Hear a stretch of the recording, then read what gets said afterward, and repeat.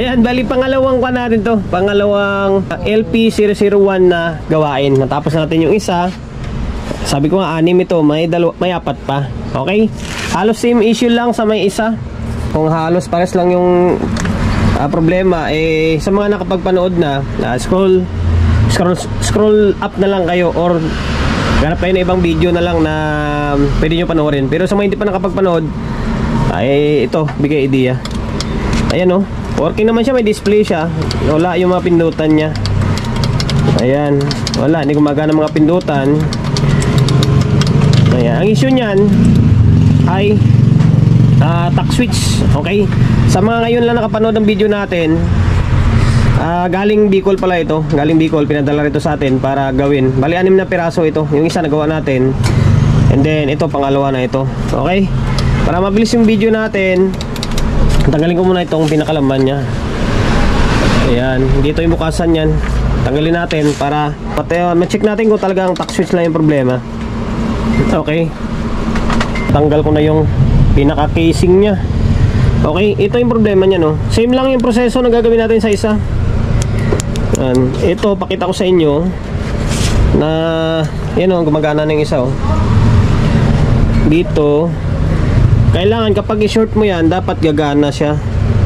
Sana siya? Sana yung notice. Sana ba yung kanya? Teka lang mino, ito sa pinakadulo. Okay, lagyan natin. Yan, gumagana na siya. Dapat kapag i-short mo to, dapat ilaw yung bulb. Yan, may ilaw siya Mari lang maganda yan, pero ba? walang sinabi yan. May ilaw. Kahit sa mata. Gamit tayong salamin muna. Gamit tayong salamin. Sira yung mata natin. Talo pa nga mga maliit na. Okay. Ngayon, pag ipindot mo to, ayaw gumana siya. Tapos kapag ikuan mo siya, ito, mag-iiba yan. Ba? Nag-iba siya pag irekta mo, di ba? Nag-iiba siya.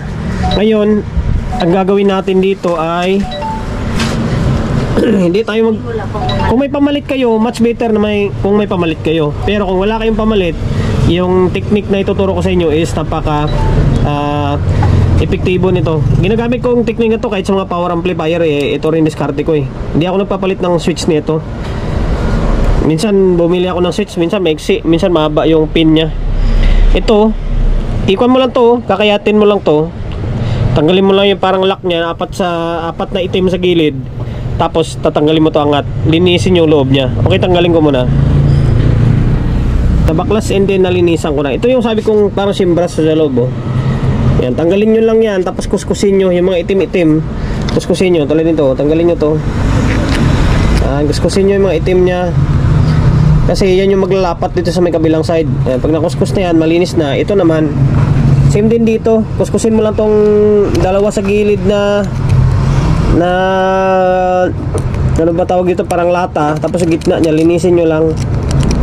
Kasi nangingitim yan Pag nangitim siya, yan, mawawala na contact yan. Yung gitna and then dalawang gilid. Linis lang. Okay. Pag nalinis na yan, siyempre balik mo to. Balik to dito. Si 4 yan na piraso, balik mo yung lahat, 4. Pwede naman pa isa-isa lang. Diskarte lang. Ako, pinapakita ko lang kung ano yung idea ba. Yan, kaysa bumili kayo ng bago, di ba? Ganun din. Kahit yung bago, kapag na-stock yun, masisira rin yun.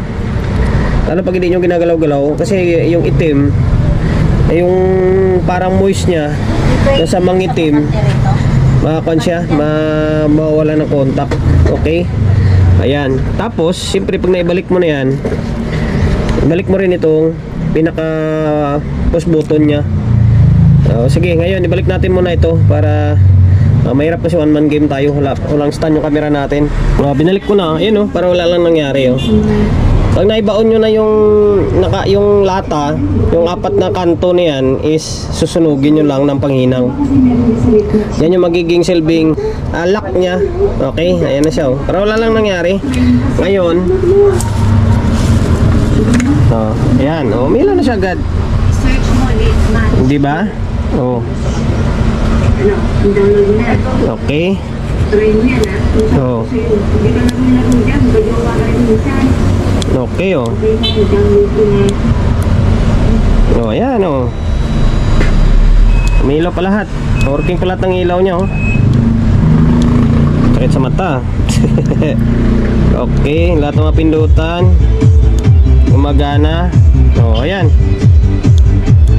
Ayan lang, working na siya. Bali, babalik ko muna sa casing. Ibalik na natin yung casing niya. Problema, pundi pala yung isang white pundi. Ito, pinalitan natin to. Ito yung isang nasira eh. Mas maganda kung may backlight tester kayo. Tulad itong sa akin, kasi may backlight tester ako kasi kung magawa tayong TV, makikita nyo kung buo pa or hindi na yung LED bulb nya. Tulad nito, alam mo, kumukurap-kurap siya, oh. Tapos yung reading nya, halos wala na, paano siya, oh. Dapat 3 volts lang yan. Kung 3 volts lang dapat. Ayan, oh, kumukurap-kurap. Ito yung pinalitan natin. Kaya may thermal paste pa siya, oh.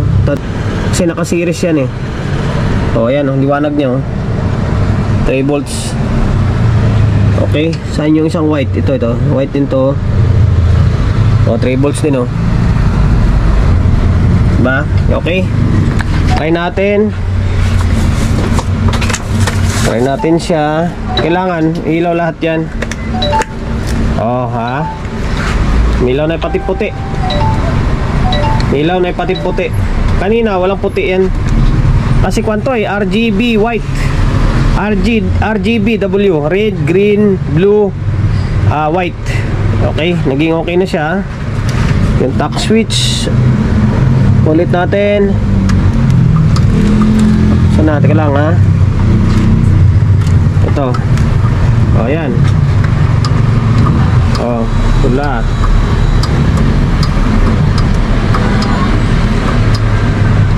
O, okay. Ngayon, balik natin yung diffuser niya para hindi masakit sa mata. And then, final testing ulit. Pinalik na natin yung casing niya. Ngayon, plug-in natin. So, ayan. Umiilaw siya lahat, ha. Working lahat yan, ha. Lahat ng ilaw niya, oh. Buti may reserva tayong ilaw na puti. Okay. Ganda pa, liwanag pa niya, oh. Ngayon, pindutan naman tayo. Bago natin sarato.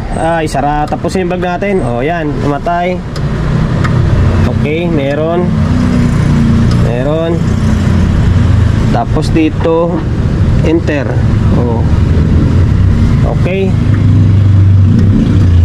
Ayan. Working lahat. Okay na. Yun lang naging problema niya dito sa may switch. Yan lang yung may bibigay ko na tip sa inyo. Pwede kayong magpalit. Pwede kayong, ano tawag nito, pwedeng palitan, pwedeng remedyo yung katulad sa ginawa ko. Sundan nyo lang. Epektibo naman yan kahit remedyo lang. Ulit ko, lagi kong ginagawa yan. Kahit sa mga switch ng power amp is ginagawa ko yan. Okay? Ayan, sana nakapagbigay idea tayo sa mga, kung di man owner, kapwa natin technician na medyo bago-baguhan pa lang, ay kung ma-encounter kayo ng mga parled na LP001 na ayaw gumana yung mga pindutan, gayahin nyo na lang yung video natin, di ba? Promotion muna tayo, nakadalawa na tayo. Isang ganyan, isang ganito. May 4 pa tayo. May 4 pa na tira. Promotion, bago tayo magtapos, syempre, sa Ulid G Electronics Repair Shop, 61 Don Julio Gregorio Street, sa Uyo Road, sa Uyo, Quezon City. Social media pages natin, sa mga hindi pa nakapag-follow, paki-follow, and then syempre, paki-share ng video natin sa my Facebook, YouTube channel. Sa mga hindi pa nakapag-subscribe, paki-subscribe, like, share, and then syempre, paki-hit ng bell button sa gilid para updated ka sa mga susunod na video na i-upload ko. Ingat, God bless, and then peace natin lahat.